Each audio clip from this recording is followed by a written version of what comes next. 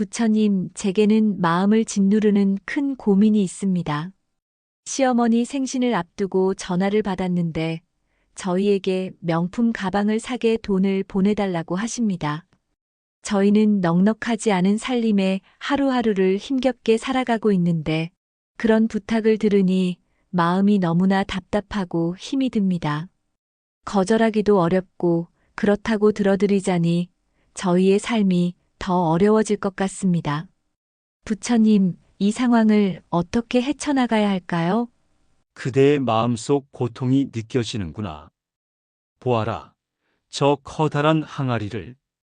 아무리 귀한 보물로 가득 채워도 항아리 바닥에 작은 구멍이 뚫려 있다면 그 보물들은 하나둘씩 새어나가고 항아리는 결코 가득 채울 수 없지 않느냐.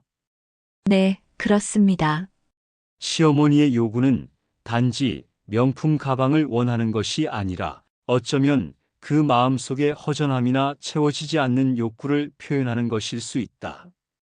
그 욕구의 항아리를 그대가 채워줄 수 있다고 생각하는 것 자체가 고통의 시작이다. 저희도 너무 힘든데 저희의 상황은 전혀 생각해주지 않으시는 것 같아 서운합니다.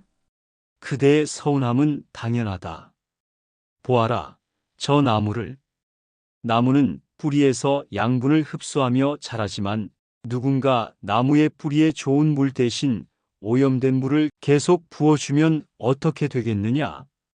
뿌리가 썩어버릴 것입니다. 그렇다.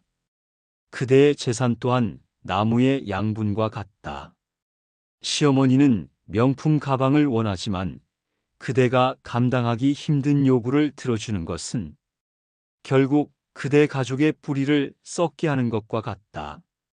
진정한 효도는 무조건적인 물질적 충족이 아니다. 그대가 무리해서 요구를 들어주면 시어머니의 욕망은 더욱 커질 것이고 그대 가족의 삶은 더욱 힘들어질 것이다.